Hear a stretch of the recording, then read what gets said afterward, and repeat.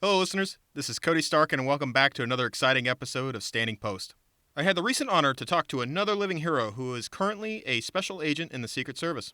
He was awarded the Medal of Honor on October 1st, 2018, while serving as a senior medical sergeant assigned to the Special Forces Operational Detachment Alpha 3336, Special Operations Task Force 33, in support of Operation Enduring Freedom in Shock Valley, Afghanistan on 6 April 2008.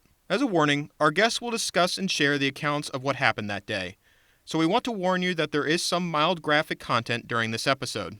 For more information about the Secret Service or how to join, please visit www.secretservice.gov. Now, please welcome to the show Special Agent Ronald J. Shurer.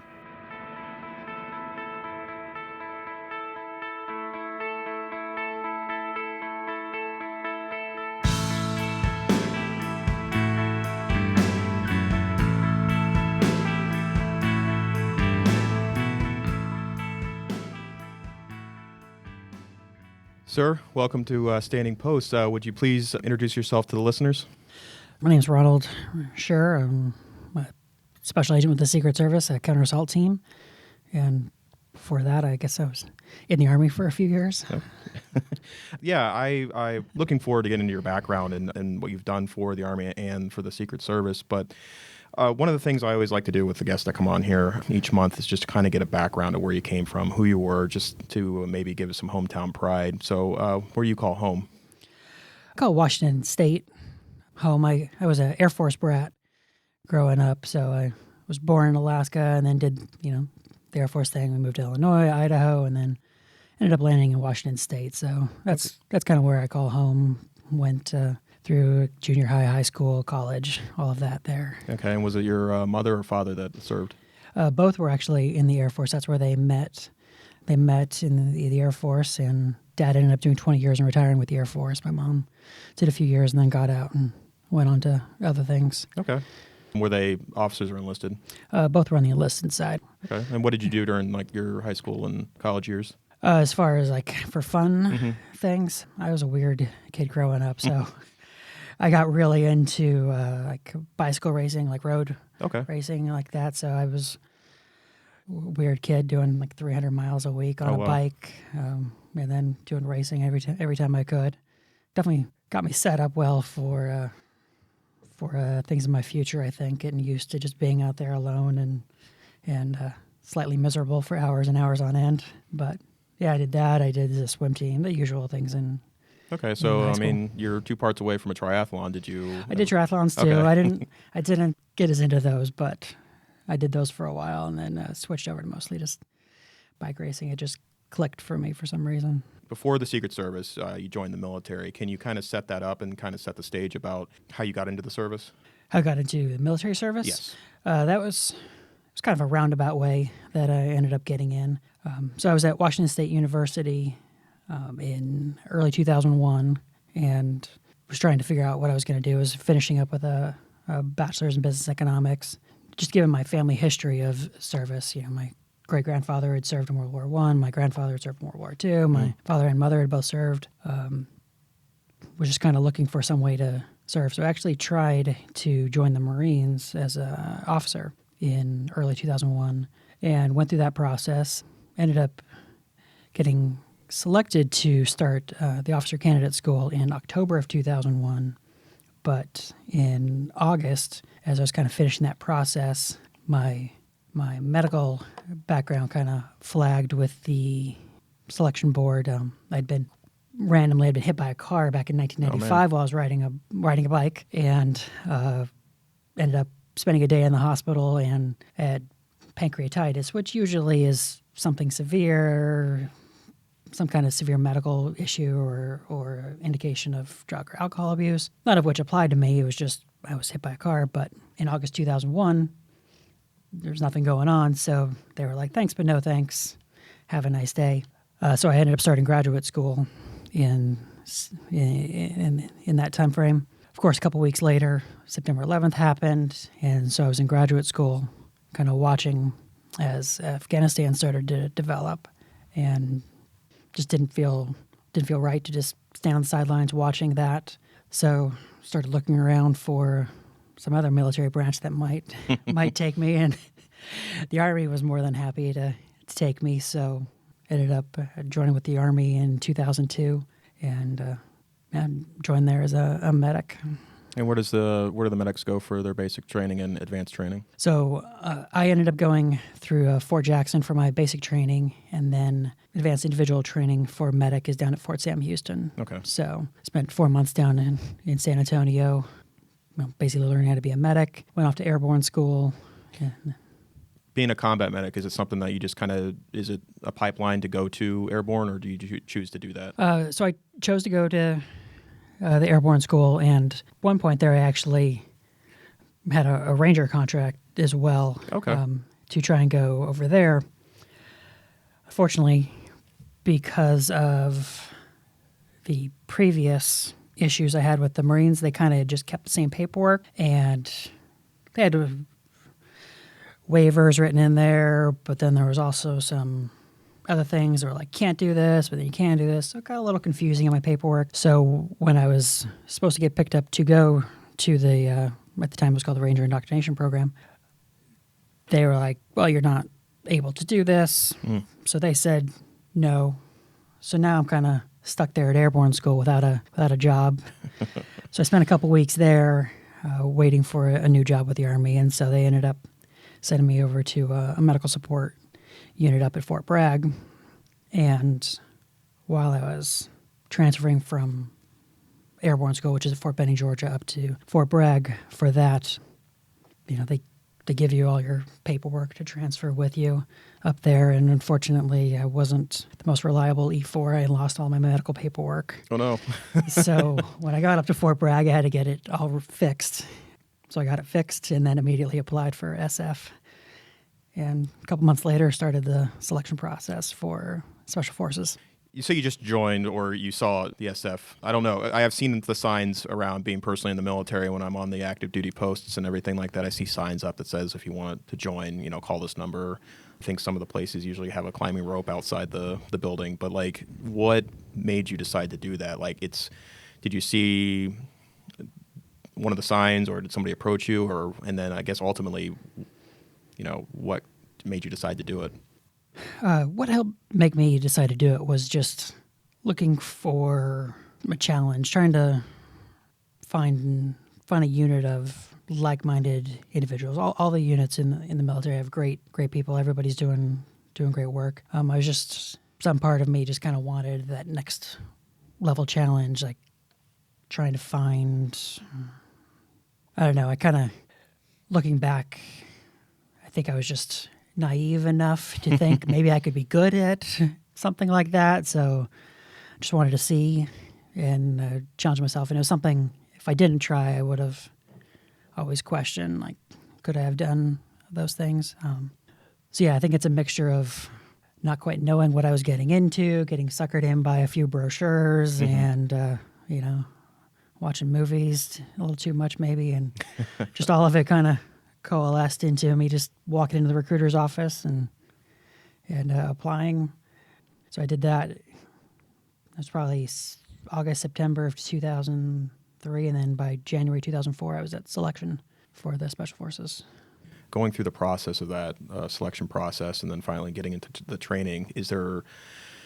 Because I've always heard the individuals that go, it's never one type of person. It's always a mixture of the qualities, both mental and physical, to get through the process. And so is there, if somebody's considering to join the Special Forces, do you have any type of wisdom or something to pass on to them?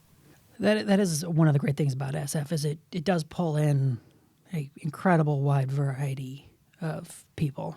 There's no one type of personality you could say, oh, that guy's definitely going to make it. The only thing that definitely does kind of bring everybody together is, that desire to be there, that desire to help the team, and just the inability to quit.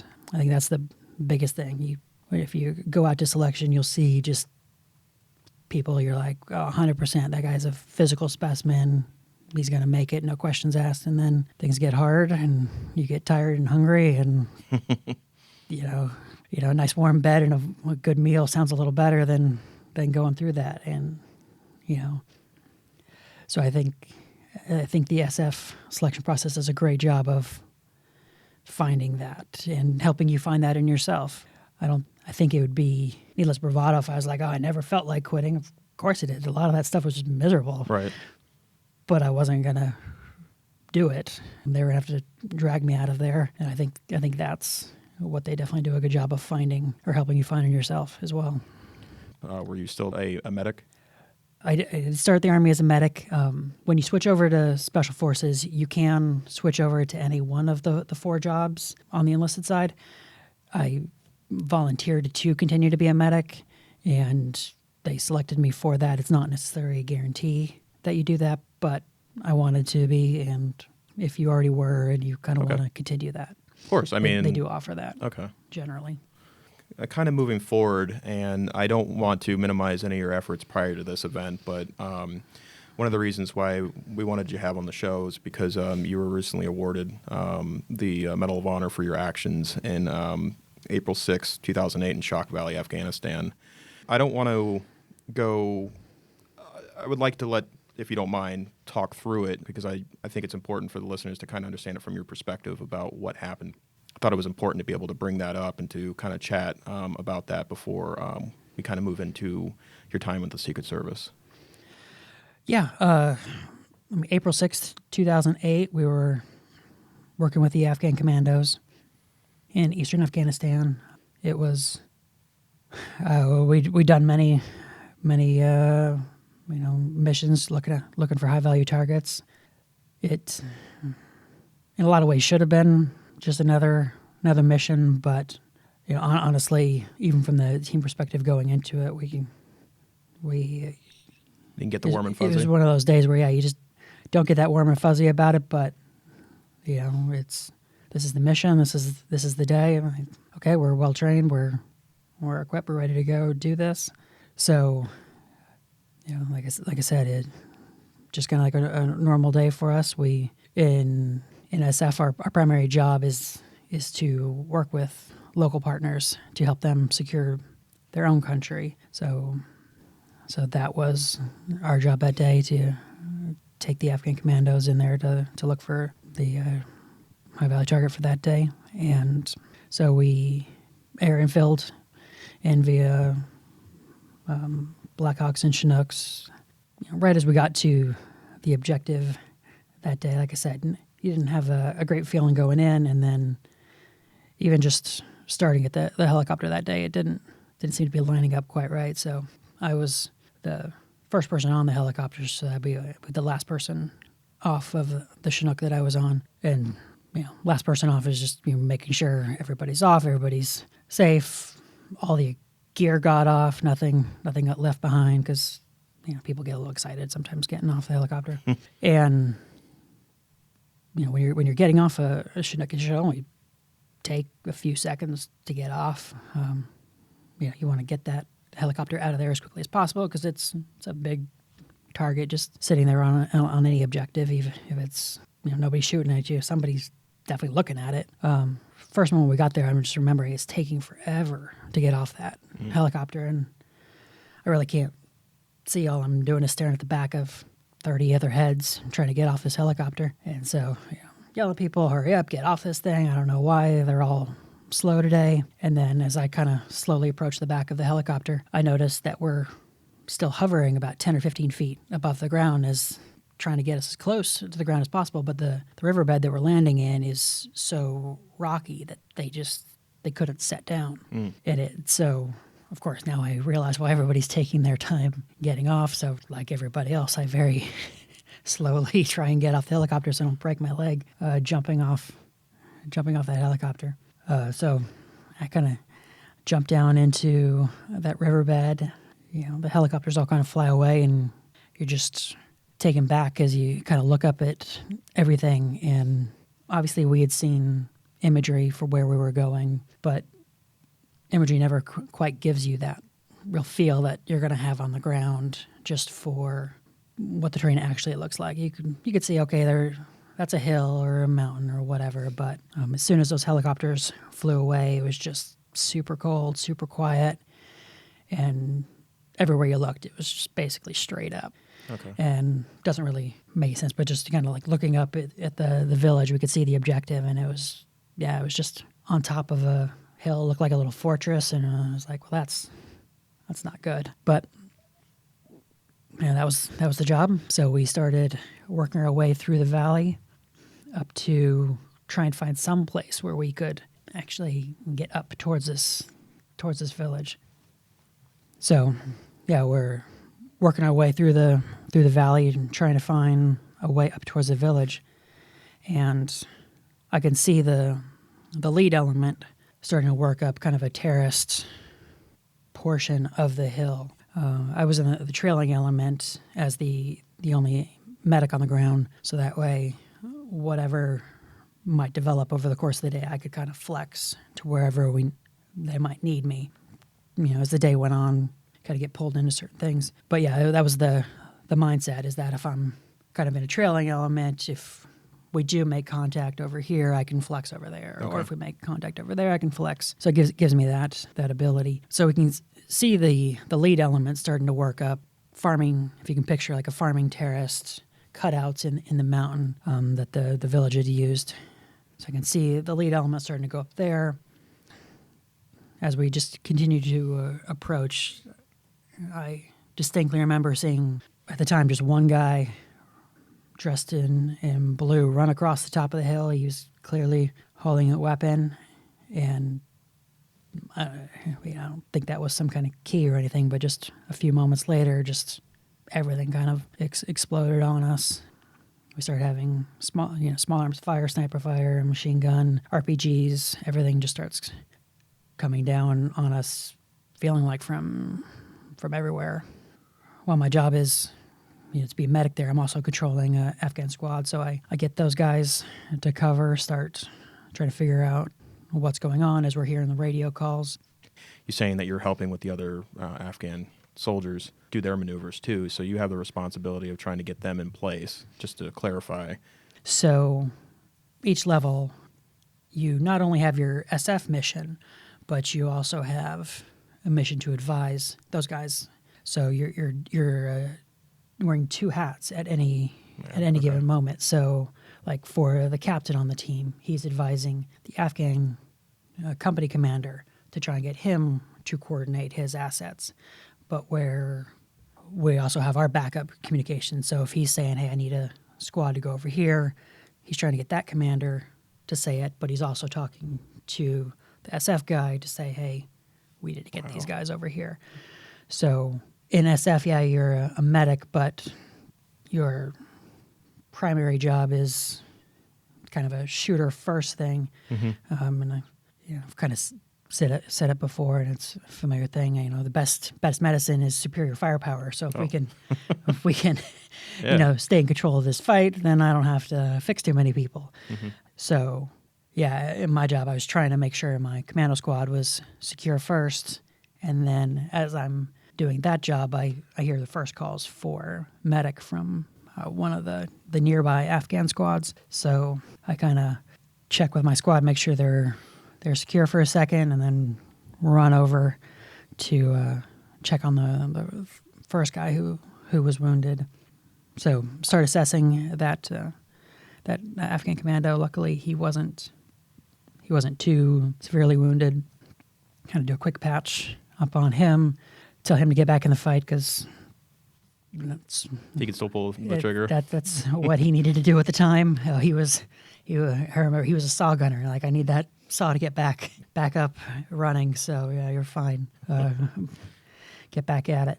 But as I'm kind of finishing up with him and kind of looking back over the valley and just seeing everything that's going on, I remember watching an RPG come down from the hill and hit right next to one of our lines, one of the squads had set up. And within a second, I kind of knew who had been hurt, because one of my teammates, he would always, before every mission, he would go get his squad and he would bring them over to me, and he would say, if something happens to me, find Ron. and then he'd get the next guy. And if something happens to me, find Ron, and just make sure every one of them kind of Yeah. had a visual on this is Ron, find him. And so when I watched that RPG hit, I immediately hear calls for Ron. It's not medic this time, but it's Ron. Come down. And it's like, okay, I gotta go help his squad. So like I said, I kind of told that first wounded guy, hey, you're fine. Take care of yourself for a second. And we're very entwined with our Afghan interpreters in order to accomplish our mission over there. So I told the interpreter that I was working with on my squad, just get the guys to hold in place for a minute. I'll be back. Things are still developing, but I'll be back in a few minutes. And so I ran over to help my teammate who had been hurt. Fortunately, he had received some shrapnel wounds to the neck, and also had got a concussion from the blast because it had been so close. It's one of those, very lucky wounds that it was that close and hit him where it did, but in the end, wasn't a bad day for him or me to try and fix. So as I was working on him, trying to get the bleeding in his neck stabilized, that's when I started hearing the radio calls from up on the mountain that multiple guys had been severely hurt. I thought at the time at least one person had been killed, and they needed me up there. So kind of again, it got to that point where like, okay, well, you're not that bad off. I'm sure by this time and your experience at this point, just a visual assessment can kind of give you that idea. And that's kind of, I think, powerful in a sense to where like you see the individual on the ground and you immediately kind of have what's running in your head already. But then also too, on top of that, to provide that triage, because now you're getting called back again for other places. So, I mean, it's amazing in that situation, like that much responsibility. Yeah. I can't speak highly enough of the training you get to become a Special Forces medic in 18 Delta. While the Q course as a whole to be a Special Forces medic took 2 years, basically from when I started the Q course fully, June of 2004, and I graduated in May of 2006. So it was 23 months. That's going straight through, no injuries, no having to repeat any courses or anything. Like that's just what it took to go through there. And a year of that is just the medic course. And they do an amazing job of getting you to the point where you see something, you can fix it if it's an immediate, life threat. You're quick, you're on it, and the Green Beret medics out there are definitely the finest combat medics in the world. I just happened to be one for a while, but as a whole, they are amazing at their jobs, and they save so many lives. So I can't speak highly enough of especially the guys who are out there still doing it right now. But yeah, when you're actually on the ground doing it, and it's your friends, and it's your brothers in arms, and these guys, their wives, their girlfriends, their kids, all of that. It's definitely tough to have to make that call. Like, sorry, you just got shrapnel to the neck, but you're fine, buddy. I gotta go. So when we heard those calls to go, that they needed the help, that just became the next priority for that day. And packed up my stuff, started working my way up the hill. Our team sergeant and a couple of the other guys started coordinating some of the commando squads that were down in the valley to come up and help support as well. And as we just started working our way up these terrorist steps, now under heavy fire, we all just started battling our way up a hill for a while. I don't know how long it exactly took. So when we finally got up to where that lead element was pinned down, as you were saying, it just becomes that quick visual assessment. Okay, where can I be best utilized at this moment? I saw immediately one of our interpreters. Just a quick look at him. He looked like he had been killed in action. So I just kind of quickly moved on to two of the other guys. One had been shot multiple times, once in the arm, once in the pelvis. Another guy had been shot a couple times in the leg, and several other people had received some shrapnel wounds and other things. It was just kind of a mess up there between how many people were hurt and then how much space we actually had to put people or provide any cover or anything for these guys who are hurt. But I just take those couple of quick seconds, like, okay, well, I think this is the biggest priority, and so I started working on the guy who'd been shot in the pelvis first. And well, I tell this story now, it's all kind of remember how things went, but it's also kind of a jumble, because I know I did this and I know I did that, but it's all That's what I was going to say. I mean, in that moment, I'm sure it was just you were focused on the task at hand. I mean, you weren't really you can't argue that you were looking at a clock. You were doing your job and making sure everybody was safe. Yeah. Definitely trying to find that balance of keeping an eye on everything, but doing, some of the tasks that, you have to do sometimes get very delicate, very minute, and as you're doing them. But that's the job. So I started working on the first guy. His injury was his arm wasn't very big, but his pelvic wound, unfortunately, as soon as you kind of know anything has damaged the pelvis, your medic brain just starts dumping all this info, like, okay, if he damages pelvis, that's this much bleeding I have to account for, whether I can see it or not. If it damaged other things, I have to account for all of this. And that's what I was trying to refer to back before, and maybe it didn't come out as clear as I was thinking, because I was just thinking because in the sense, like that's what I was kind of describing, is that, and maybe it only comes to medics when they go through the training and just in general, both military, civilian, is that you're assessing the situation, and now you're dealing with that flooding of information of, like, I've identified it, I see it, there's bullets flying by me, everybody else is asking for my attention, but now I know what's going on here. And so that's kind of what I was trying to describe in that aspect. Yeah, there's definitely a lot of that, like, he's describing to me, my leg doesn't feel straight, and I can see where his leg is. I'm like, your leg's straight. So now I'm like, okay, where this bullet hit, it definitely damaged some bone in there, and I don't have an x-ray machine, but I got to start doing that math in my head. Like, if it did this bone, he lost this much blood. If it did this bone, he lost that much blood, whether I see it or not. So when I was actually working on him for a brief moment, I had to see, what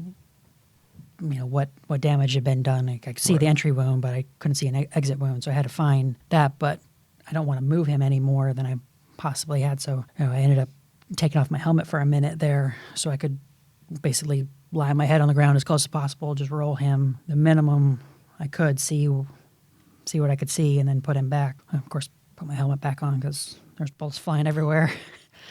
But so, with his wound, I really couldn't get pressure on it very well, just as high up as it was. It's not something you could put a tourniquet on and, know I've saved the day there. So at one point over the course of the day, I just made the call, like, I have to try and get some kind of control on this, but I don't want to just smash his broken bones any more than I have to. So I ended up using one of the hemostatic agents that we had. It's something that helps cause blood clots faster to help stop that bleeding. But the wound was so small, it's not something you can just see, hey, that's what's bleeding. I can put pressure on that. So I ended up basically, at the time it was a powder form, so I was pouring that on what I could see, and then with my fingers just kind of shoving that into his wound, trying to hopefully find whatever is bleeding in there to stop. And it just got to the point where that's the best answer I could think of at the time. Mm-hmm. And so kind of was repeating that over and over again, and then bandaged that to hopefully stabilize what's going on in there as best I could.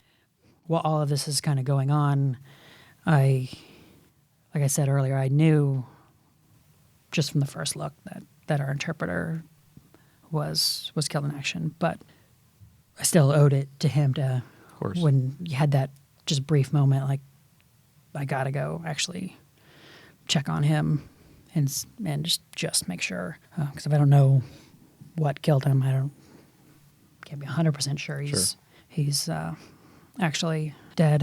So I went over, checked him, found he'd been shot in the head. It was a non-survivable wound. So go back to the small piece of terrain I was trying to keep the wounded guys on, and he said this whole time, like, just more guys are getting shrapnel wounds or just other things are just building up on us. Yeah, while we did lose CK at that time, there were some other ones around. Unfortunately, they were collecting injuries as well. So, yeah, we didn't lose our ability to communicate completely. And luckily, there are those kind of universal hand and arm signals that we all learn in basic training. We're trying to, that's one of the jobs to teach them. So even if you don't have that guy, like, just get cover and shoot that way. Everybody can kind of understand that, whether you have the interpreter or not. It's the more nuanced stuff. You definitely need those guys, and they're invaluable in that respect. But yeah, we did have some other ones up there who were still able to help us. And so, like I mentioned, the team sergeant who was initially down in the valley with me, he'd come up and he was starting to try and coordinate getting people out of there, because it was just not a position we could hold for a long period of time. There's not enough space, not enough anything. So he's kind of coordinating, bringing people back into the area. Like I said, we're just continuing to get more casualties. Around that time, we had another Afghan get shot in the head, and the way he dropped, it was like, okay, well, that guy's dead, but check on him a little bit later, and like, no, he's not. He just got really lucky with the way the bullet kind of hit him in the head and rolled around his helmet and messed him up, but it didn't. He survived it? Didn't kill him, and it's just the weird things bullets do sometimes. But we're just continuing to get stuff, collect casualties. So we bring down a squad to try and start moving guys, and another one of the Americans at that time, he gets shot in the leg. He gets a traumatic amputation of a leg. So, just the way things were, like, I'm kind of pinned down somewhere, so I'm trying to make sure they're getting tourniquet on him, and one of the guys was over there to help with that. And a few moments later, a couple minutes later, I'm not sure, our team sergeant, he gets shot for the first time in his chest plate. And so I go out to check on him, and he seems okay as you can be at the time, having just been shot there. So I go back to keep working on some of the guys who are a little more severely hurt. And so it was around this time, I know I'm working on the soldier who'd been shot in the pelvis and in the arm. And that's when the team sergeant kind of turns towards us, and he's trying to tell us something. And he ends up getting shot in the left arm, and simultaneously I get hit. So we figure the bullet went through his arm and then hit me. Oh, wow. In the helmet. So I remember, at this point I have treated so many different people. I have kind of just blood everywhere, unfortunately, on me. So I'm trying to check myself, like feel around, like, am I bleeding? Am I, what? I don't know. I end up just like asking the guy I'm working on, like, am I okay? Like, I don't know what happened. Like, yeah. And, he kind of tells me, yeah, you're okay. So I grab a tourniquet, run out to where the team sergeant had just been shot, put a tourniquet on him, try and get him to, our ever decreasing cover that we can put these guys. Luckily, just given his wound, his very severe wound, but he's the only ambulatory patient we have at the time, like somebody who can actually move. So he kind of self-evacuates down the hill, down those terrace to where some of the other guys were still fighting. So they kind of were able to help him go down that way. And like I said, we're just continuing to collect casualties. The enemy at a certain point around there had actually maneuvered into a building that was probably 30, 40 meters above us, like up the hill. But luckily it was just kind of inset just enough. And so they were trying to start shooting down at us from there, where we really didn't have any cover at all from that. We ended up, dropping some bombs on that building, which then just causes more attention issues because we have all this building starting to drop on us. So I'm trying to cover the patients as best I can, trying to keep things to a minimum, stuff that I have to fix, because every guy kind of brings a little first aid kit on him, and I have my aid bag, which has a lot more stuff. But as you start to get so many casualties, I just things get to the point where if that's not going to kill you, there's only so much I can do for you at that point. So we're just continuing to collect those guys, and then one of the other team guys ends up finding a different way down the hill. It's way steeper than what we'd come up. It's not good at all. I think I remember him saying at one point, like, they probably won't die if we take the casualties that way. Like, probably won't is better than probably will, which was our option the other way. So it made sense. So we ended up grabbing some tubular nylon, kind of like ropes, to wrap around the casualties' shoulders so we could start to lower them down. These, some of the drops were short, some of the drops were up to like 20 feet or so. So you're basically trying to like lower them down to the guy down on the next level so you can kind of catch them, and just repeating this down the hill to where it leveled out, and then start to create another casualty collection point down there. And so, that became the next objective. Okay, this guy, I double check all his bandages, make sure everything's good, send him down. Double check the next guy, work him down, and just keep repeating that for all the wounded guys who could help themselves down, couldn't help themselves down. Starting to get everybody off the whole time, continuing to be shot at, continuing to shoot back as you can. And, as we get back down the bottom of the valley, okay, got to go through reassessments of everybody again, get everybody ready to go. It was sometime around there the first helicopter came in. I don't even think it wasn't really a medevac. It was just a helicopter that was in the air supporting us. They knew we had a lot of casualties. They volunteered to come into a very hot LZ and threw a bunch of people on there. The next helicopter volunteered to come in again, super hot LZ. They were taking rounds. I think one of the pilots ended up getting shot while he was flying in.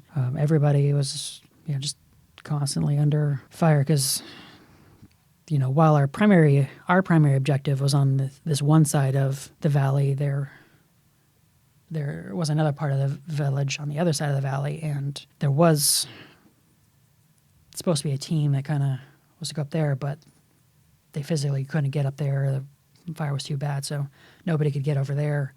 So we're kind of being shot at from both sides of the valley, so there's really nowhere to hide. But luckily, between the Army helicopters and the Air Force platforms that were supporting us that day, they did an amazing job trying to keep that fire to a minimum as best they could. I mean, it was constant and intense, and but they did a great job. And our combat controller that day, he ended up getting the Air Force Cross, which is the second highest award for valor you can get, and earned every bit of that in my mind. Calling in fire from, just a few feet away from where I was doing all that work. He was pinned down just like all of us, but still calling in that fire despite being hit in the leg himself during that fight. But it was when we were down there in the valley and trying to put these guys on the helicopters. It was at that point I kind of realized like my left arm was hurting, and you just kind of shake it out. I look at my arm, I'm sure it's fine, just move on about my day.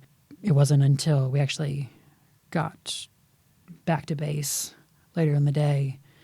And we got back to base after they made the call to leave the objective. So we'd got all the wounded guys out. A bunch of guys were just walking wounded, getting back to the helicopters. But yeah, when we got back to base and after checking on the wounded guys and making sure everybody was good, I went back to take a shower after, get cleaned up, and so I noticed I had a cut on my arm, bruising, and I was like, I didn't have that before. So I went and grabbed my uniform, ended up finding a bullet hole in it, and I was like, okay, at some point I was shot in the arm. I don't remember when. It's pretty hardcore. I was just sorry. Busy, so just kind of caught me off guard there. But so in the end of the day, I mean, we had 4 critical U.S. casualties. There was 3 more of us who were wounded in some way. About a dozen or so between the Afghan commandos and the interpreters wounded or killed. And then there was just so many other close calls. Like as everybody gets back, you start looking at your stuff and, okay, that guy, he had the tip of his barrel shot off. Oh, this guy, as he's taking off his kit, he finds that the camelback he had on his back, he'd been shot through the camelback. It just, gone through. It didn't hit him in a way he realized, but, he'd been shot. And everybody had those, game of inches, just a little bit different here, and it would have been a very different day for us. And so through that whole experience, what do you think just kept you going? What kept me going the whole time was just fear of letting my guys down. I was, like I said, I was the medic on the ground, and I know all these guys. I spend more time with them than I do my family between train-ups for deployments and then deployments. At the time, we were doing basically 7 months on, 7 months off on deployments. So, you literally are spending more time with them. And, as you're seeing them get hurt, it doesn't matter if you like them or don't like them or whatever. It's a brotherhood. They are family. I was an only child growing up, so I can only assume. But they are same as blood to me. I owed them everything I could do that day, and for quite a while, it was just like, did I do enough? Did I do everything I could? And it got down to the point where, okay, the only guys that died that day both had non-survivable wounds. One of our Afghan commandos had been shot just below the chest plate, and it hit either his vena cava or his aorta. It doesn't much matter which one it hit. It's not survivable out there in the field. But luckily, everybody else who could make it did. Well, I want to say that I think everybody in the room here, but just extremely fortunate to be able to hear that story, and thank you for sharing it. I know it could be extremely difficult maybe at times to be able to share that. You probably hear it a lot, but just in earnest, I just want to say thank you for what you've done and what you did for the Army and for the American people. Well, thank you. And when you say it's hard to talk about, before the medal, I think I probably only shared the story with a handful of people ever. It was a day.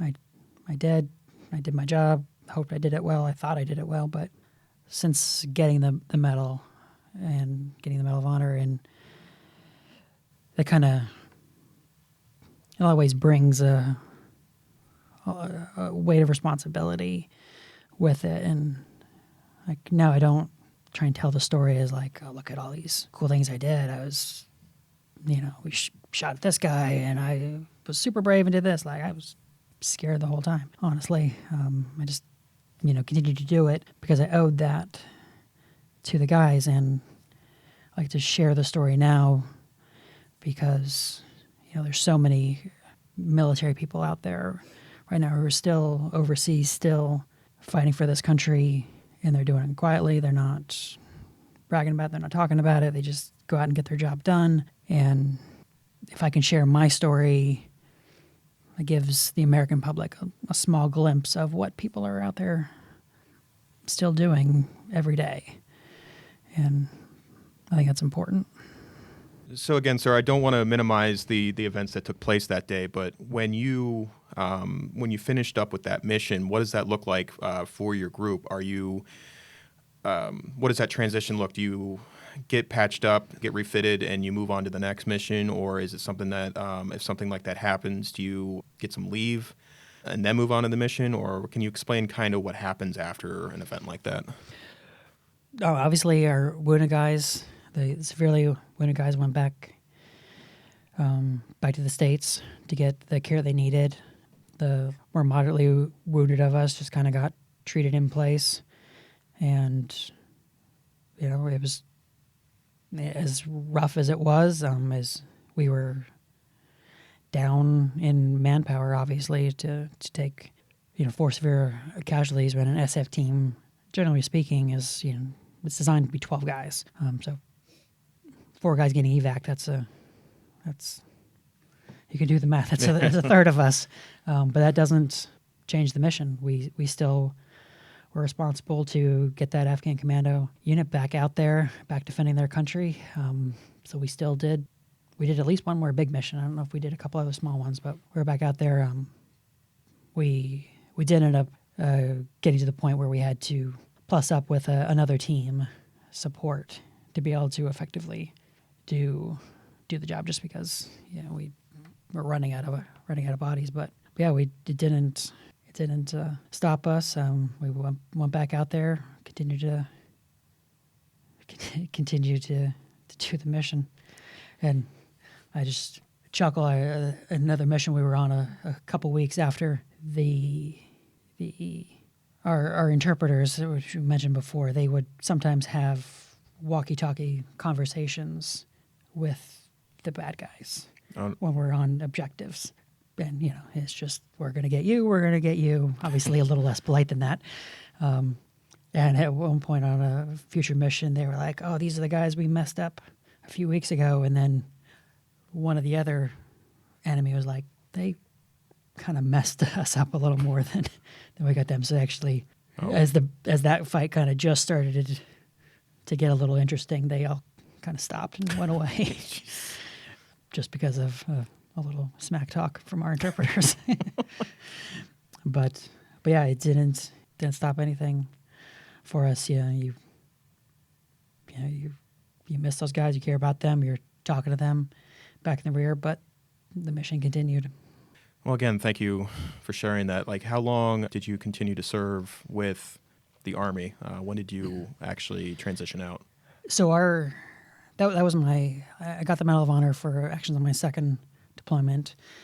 We got back from that deployment, just the normal rotation in mid-May, so about a month, 6 weeks later. And then I had about a year left to go in the Army at that point. So May of 2009 is when I ended up separating from the Army. And so as I was getting to the point where I was looking for what to do next, federal law enforcement just kind of clicked in my head for some reason. Probably, I don't know, grow up watching my dad. My dad, he was in the Air Force, but he was OSI, the Office of Special Investigations over there. So they're law enforcement as well. So maybe it was growing up watching that. But so I ended up kind of shotgun blasting a bunch of the federal law enforcement agencies, the FBI, Secret Service, DEA, marshals, air marshals, everybody. And not to chalk up the Secret Service, because I'm in the Secret Service now, but honestly, I just clicked with all the people in the Secret Service. Mm-hmm. Very quickly, I loved the personality that came with the agency, and this was the one I kind of quickly hoped I was going to get into. And after I got out of the Army in May, had a couple months down. In August, I got the call and started in September of 2009 with the Secret Service. And where was your first field office? My first field office was Phoenix. Okay.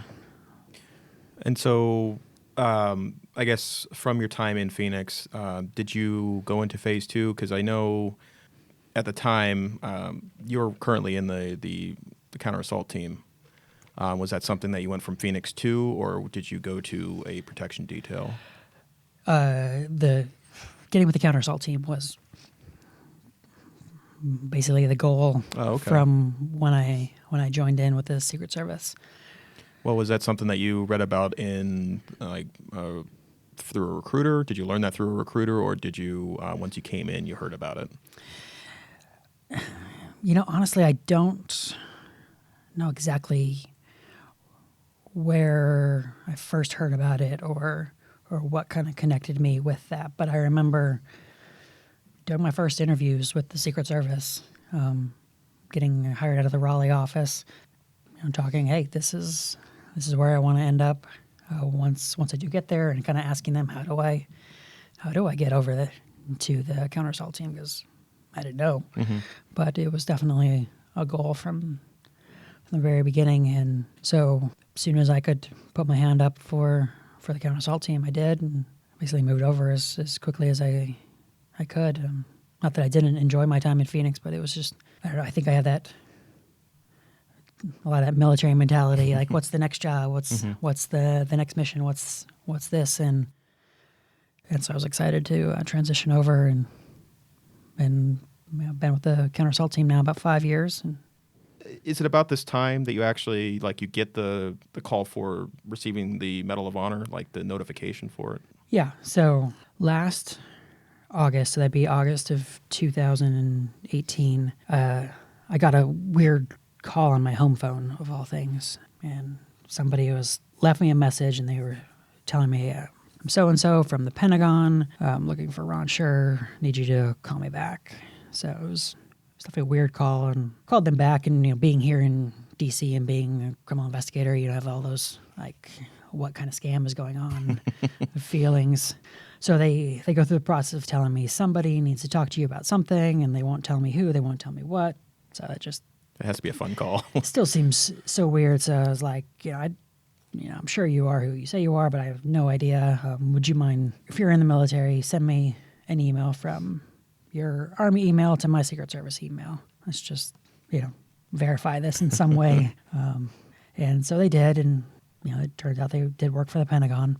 So we kind of go through that process of, they're like, okay, we need to set up a call from this person. They just kept telling me a high-ranking DOD official needs to talk to you about something.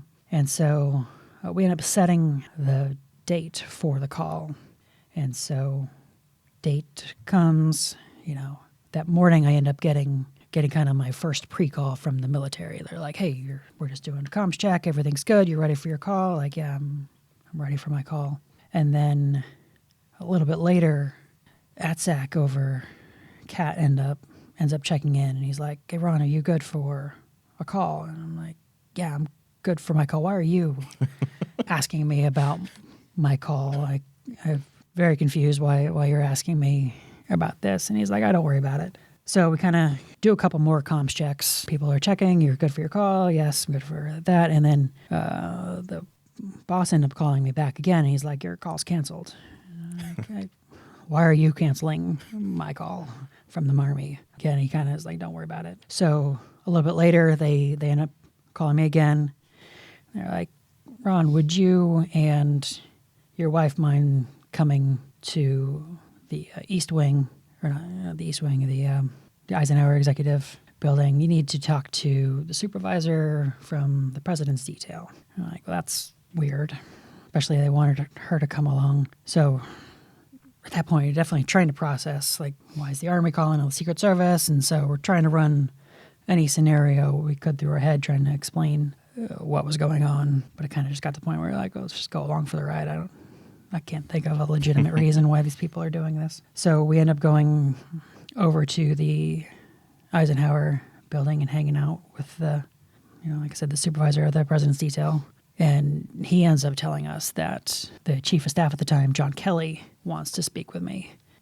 We're kind of like, okay, well, at least there's some kind of military tie. Like John Kelly was a former general in the Marine Corps. The Army had been calling me. And so at this point, we're like, still at no point thinking anything about the Medal of Honor. quietly whispering, my wife and I, like, maybe I'm getting upgraded to the Distinguished Service Cross, which would, have been an amazing honor. It's the, the second highest award.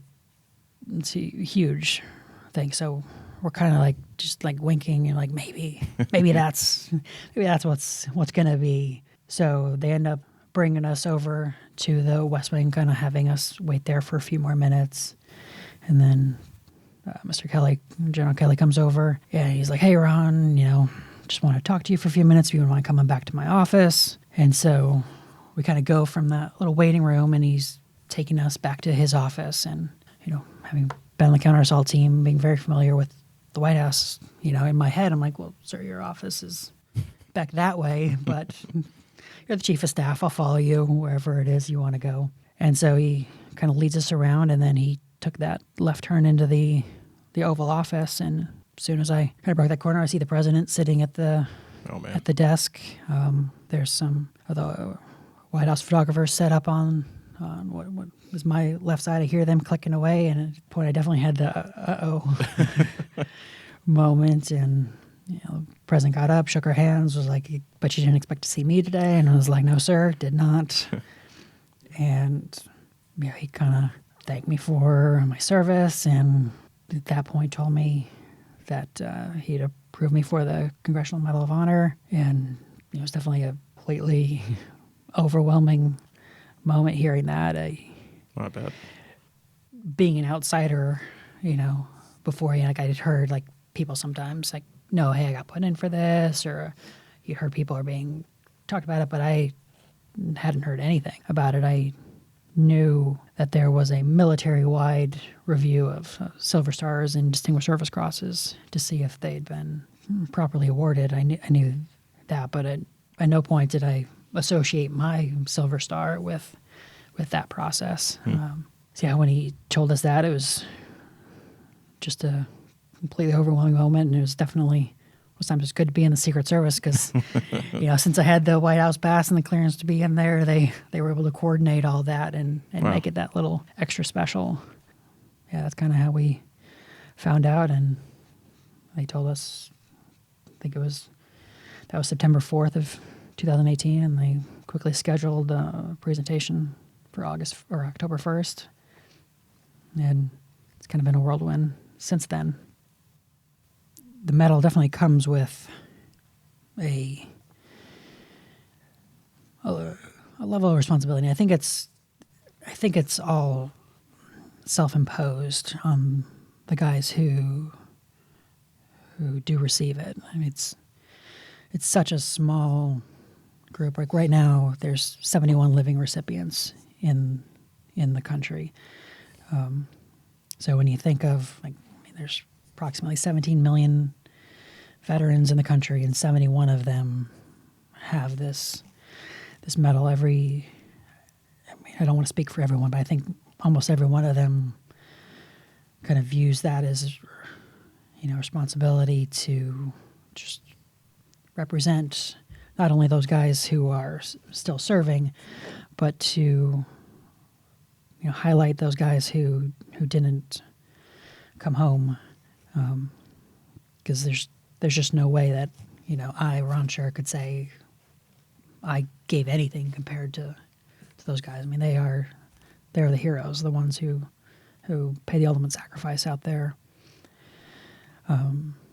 So yeah, while it does come with a level of responsibility, it's just a huge honor to get to have whatever level of platform this is to get to acknowledge those guys and to get to speak to veterans. I mean, some of my funnest times are just going out to military bases and just getting to hang out with